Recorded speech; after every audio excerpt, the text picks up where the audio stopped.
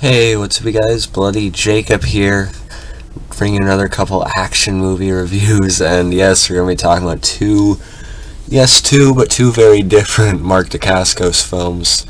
And that is Double Dragon, which came out in 1994, along with The Base, which came out in 1999. Hey, what's up, you guys? Bloody Jacob here, meeting my icon, Catherine Isabel here. Hey, I'm Sylvia Saska. And I'm Jen Saska. And we're the Saska Sisters.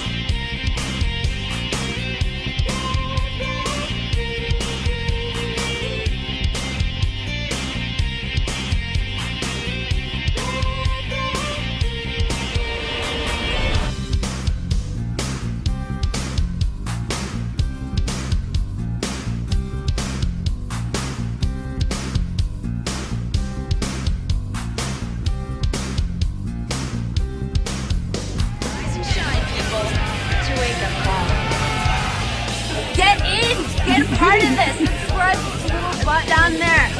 Look. And starting off, we're going to be talking about Double Dragon.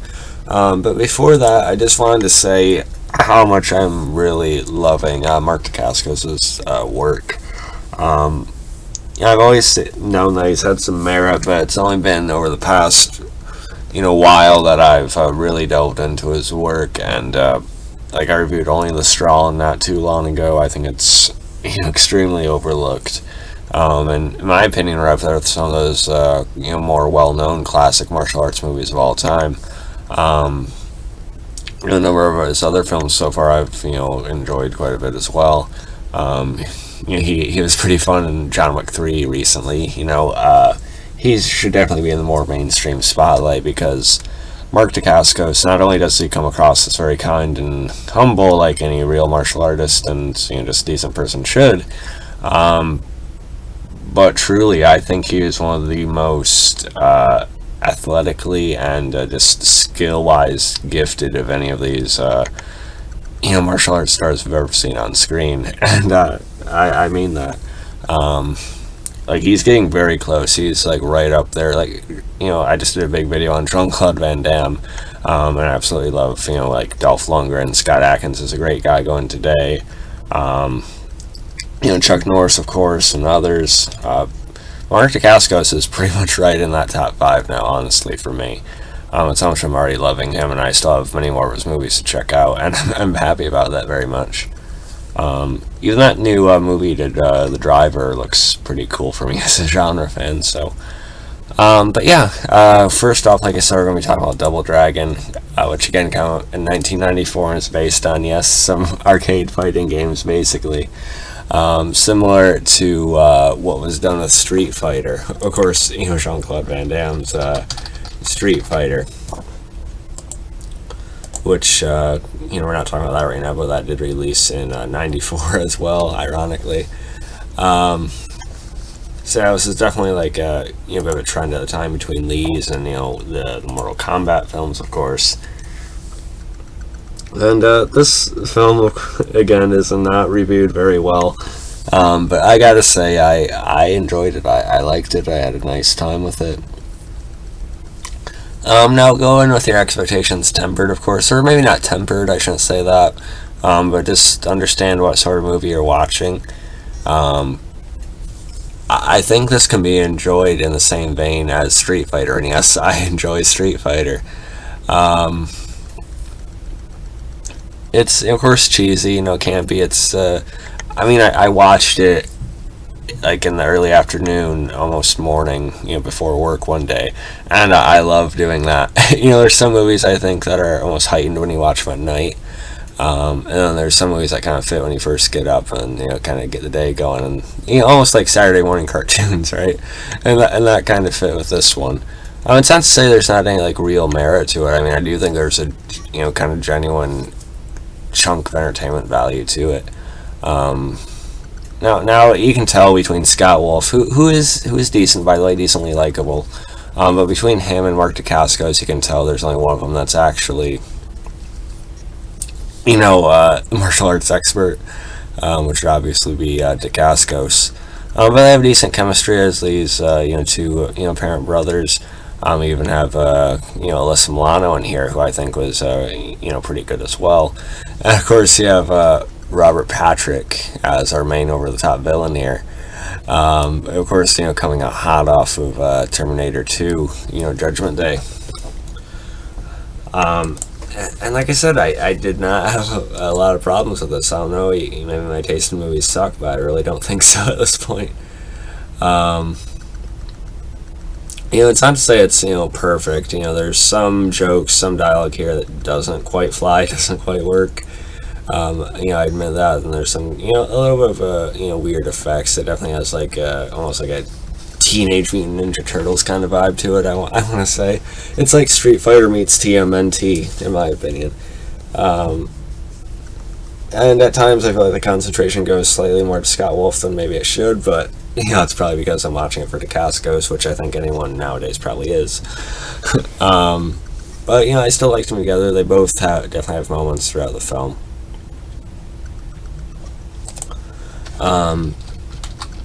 And like I said, I liked Alyssa Milano too. Robert Patrick was basically doing like a 90s Guy Fieri hairstyle, for some reason. And there's, a couple, there's this henchman that gets mutated and everything like that. I liked it. I don't know what else I can say. I mean, I'm not like overrating it.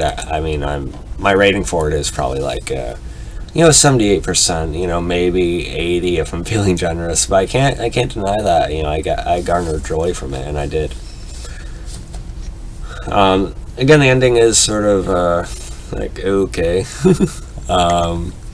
Sometimes I do go a little bit too far with some of the humor that doesn't quite work, but it is what it is, and I don't know, it clicked fine for me. So yeah, Double Dragon. And then next up, we're really changing gears, still keeping it Dacascos, but a very different type of film starring him, and that is The Base, from the director of Commando, by the way, tying it to Schwarzenegger again, from Robert Patrick to now the director of Commando. This one, reading off of IMDb. In a U.S. Army base, a senior Army officer leads a group of young men into drug trafficking. Well, it's not really, that's part of it, but basically Dacascos' character is assigned to infiltrate this group and, basically gain evidence of everything that's going on there within them. Seeing if, generals involved with it as well and things like that. And really have like I don't know if I want to say like another Point Break style story. But, it's sort of like that, because he spends time with some of these men, and he starts to get some sort of camaraderie with them, even as the some of the things he sees him doing, and he has to participate in to keep his cover, start to take a toll on him too. But he nonetheless, sort of gets to like, the main guy here. Sorry, just for some reason lost the page here. Alright, but yeah, Tim Abel, who is Sergeant Michael S. Gammon, who I thought was pretty good as well. He brought like a charisma and oomph to him as a bad guy, and I thought a lot of his line delivery was pretty good and believable for the character type he is playing. Then you have Paula Trickey as Lieutenant Kelly Andrews. They were involved. She and Dacascos' character John Murphy, or Dalton, right? Were involved with each other prior, and they're sort of connecting at this hotel or meeting at a diner to relay information and evidence that's been gathered so far and such. But so this movie I liked quite a bit, man. Only the Straw still probably my favorite Dacascos movie, but this is probably third, maybe even second out of the ones I watched so far, and I still always see this one being within my top 5 of his already. I could still stay within the top 3, who knows, but I liked it a lot. Now, of course, it doesn't have the budget that Commando did necessarily, but the way some of the shooting, the shootouts are shot, and a particular death or two near the end, it definitely has that Commando flavor at times to it, I think. Dacascos isn't trying to be Schwarzenegger or anything like that. It's not like a direct-to-video Commando sequel or something. But Dacascos is likable, as he always is. He has a, kind of a natural charisma and presence to him, even though he's not acting overboard at all or anything. And the fight scenes, I think, are pretty solid, terrific at times even. It has a really nice pacing to it. I mean, it's only an hour and a half roughly, give or take. And I really enjoyed how the tension mounted, the suspense, not knowing how he's going to be able to keep his cover, or if they're going to find anything on him, or when, or if they're going to gather enough before they do.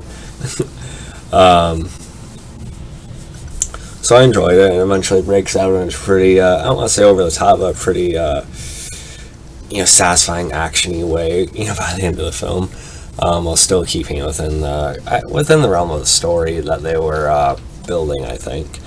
And like I said, some really nice kicks thrown by Dacascos. There's even this one where he first meets up with the guys, and they sort of try to bring him in by seeing what he can do, and he ends up pissing quite a bit of them off because of how he whoops their ass, right?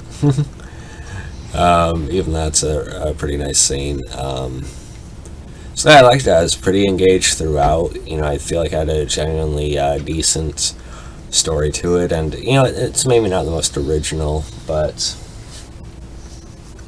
nonetheless, I still think it really almost nailed what I was going for, and I liked it quite a bit. I'm giving it like a 8.7, 8.8 out of 10, 88%, somewhere in there. I could bump up to an 89. I'm going to hold off on giving it 90, but I did like it quite a bit. Really not many complaints about it. Maybe some of the other soldiers were a bit off sometimes. I don't know. That's kind of nitpicking there. But it all worked. I also like the actor who played one of the generals in question, and that was... let's see. Alright. Alright, yeah. Frederick Coffin, I think he is pretty good as well. So yeah, I really like The Baseman. Let me know what you guys thought about both of these. You can follow me on Facebook, Twitter, Instagram, like, subscribe, and I'll catch you guys next time. Peace.